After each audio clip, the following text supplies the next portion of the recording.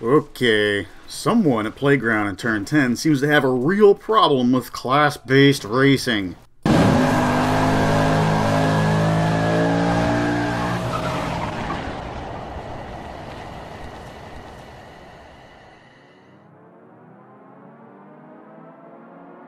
Skywarp 72 here with Cruisers Gaming, and like many of the other reviewers and Forza players here on YouTube, Forza Horizon 4 wowed me with its beautiful rolling map and enthralling gameplay. It's only taken a few weeks, however, for the cracks to show in the newest Horizon juggernaut. From the overly complicated clubs to continuing and disturbing trends from FH3, today we are going to be looking at 10 terrible things about FH4. But before we get to that, don't forget to click on that subscribe button and the bell icon to stay up to date on all sorts of Forza Horizon and motorsport goodies here on the channel. Plus, check out the description below for links to the Cruisers Gaming Facebook page, Discord, Twitch, and much more should you want to interact with my fellow cruisers and myself. I thank you.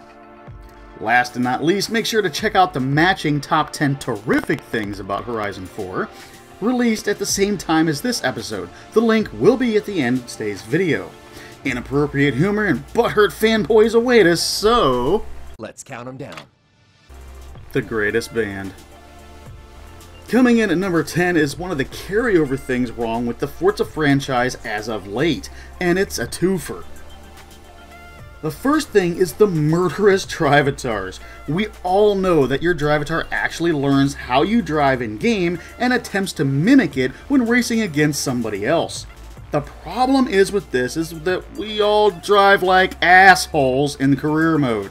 So the AI in Horizon 4, and FM7, and FH3 all just want to murder you.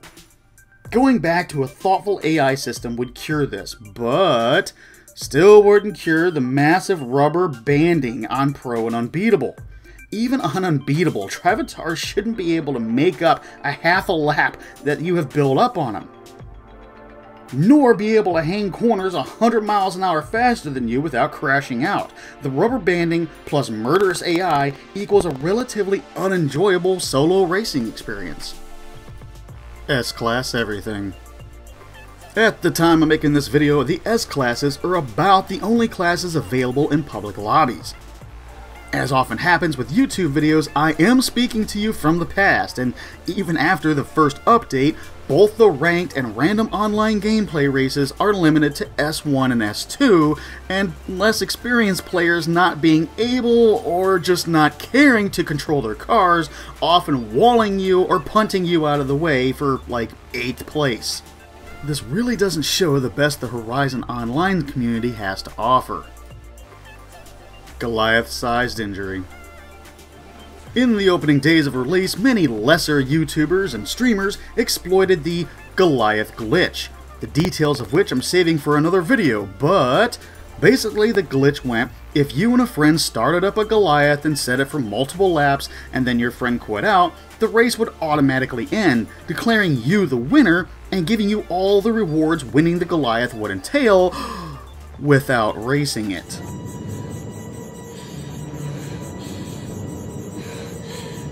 The developers rushed to fix the glitch and then handed out game wipes to all they could see that had exploited it, leaving a lot of lesser YouTubers and casual players bitter, butthurt, and now trash-talking the game. While through the whole debacle, Playground in Turn 10 had the right to do the game wiping, it left the Horizon community torn and injured, and that is coming from Turn 10. While I'm sure in the future it's just going to be a footnote, time will tell if I'm right or not. Club confusion. In past top 10 vids, I have praised Playground Games for keeping the in-game clubs around. Clubs are vitally important to the previously mentioned community. They boost morale and teamwork, and honestly, the Motorsport series hasn't been the same without them. While Playground Games did keep the clubs around, apparently this time, since Microsoft owns both Playground and Xbox, the clubs are complicatingly attached to the out-of-game Xbox clubs, and the clubs are no longer proprietary to Horizon. In other words, if you wish to manage your club, you have to do so from the Xbox dashboard, not in the game. Much like when Google obtained YouTube and forced everyone to make a Google Plus account. Microsoft did the same in Horizon 4, making managing said clubs extremely more difficult to the point where a lot of players just don't want to be bothered with it. Road trip. Absent from online gameplay are the online road trips. Online road trips were a touchy subject to start with, as a better portion of the community wanted the racing to be based on your finishing position rather than the amount of XP one could gain during and in between the events. Trying to find a better route or just getting lucky beating your friends to the next event, however, has become a staple of Horizon gameplay, and in the community are just reeling without it. It was the only option for racing before, and it was kind of forced on us for lack of better options for a long time. And now they take it away? Oh, damn you! God damn you all to hell! So how's this going? Not great. Rank woes. Coming in at number 5 on the list is about the only spot in online gameplay you can get a semi-clean race right now, and that is Ranked Team Adventure. Aside from many other glaring problems this mode represents, the biggest is that when joining one, if the game doesn't immediately have 12 players, it disbands you and looks for another adventure session. This leads you to roving around in free mode while waiting anywhere from 5 to 30 minutes while the broken system tries to rack up 11 more players.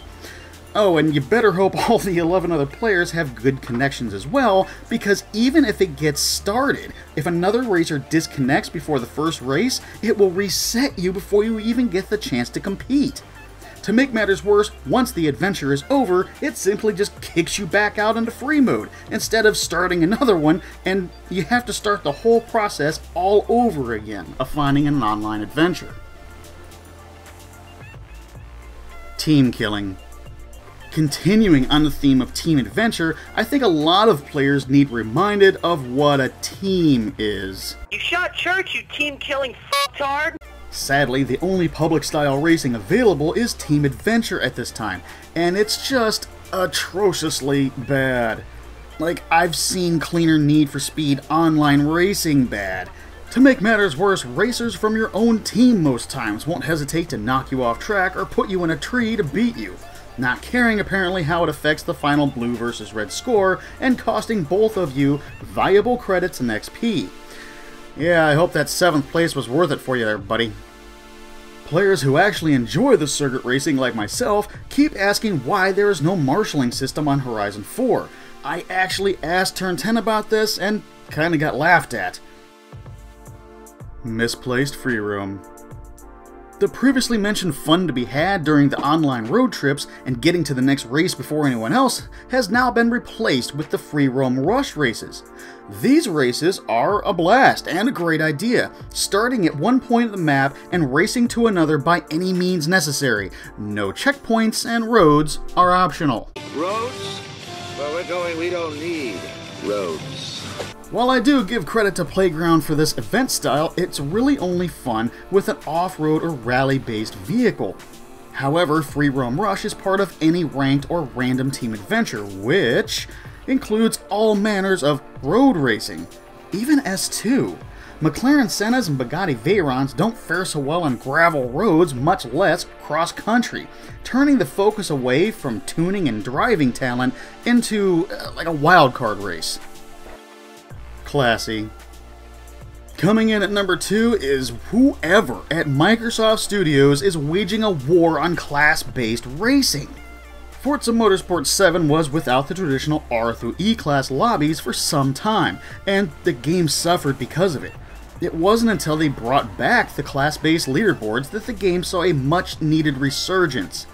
Hell, you don't even get to pick what class you want to race in Team Adventure anymore, and the lowest it goes is A class. Gone, it seems, are the days of racing the lower classes, and along with it, class-based rivals. Maybe this is just Playground and Turn 10's way of eliminating OP leaderboard cars, but I had a tendency in the lower classes to take an off-the-wall car and beat the crap out of the leaderboard cars for that class.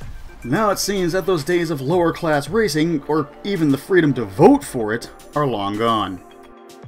Broken circuit. Number 1 on the list is the boiled down result of many of the other problems presented on this list, and much like FH3's list, I feel there is a war on circuit racing in the Horizon series.